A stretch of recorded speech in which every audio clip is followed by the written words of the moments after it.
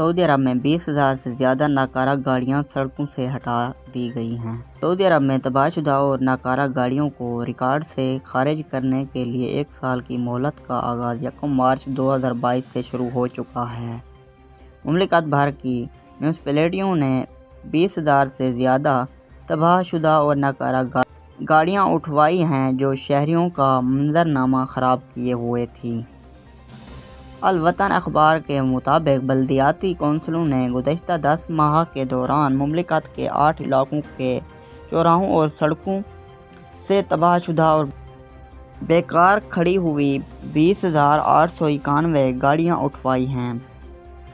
سب سے زیادہ تباہ شدہ اور بیکار گاڑیاں مکہ مکرمہ ریجن میں پائی گئیں۔ 15,963 گاڑیاں ہٹوائی گئی ہیں۔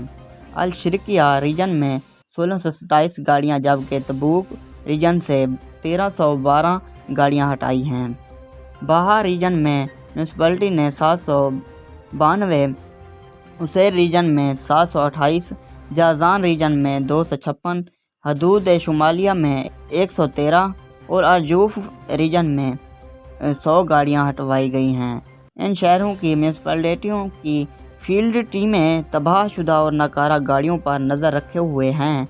جہاں انہیں اس قسم کی گاڑی نظر آئے گی جس سے محلے، سڑک یا شہر کا منظر بدنما لگ رہا ہو تو اسے ہٹوا دیا جائے گا۔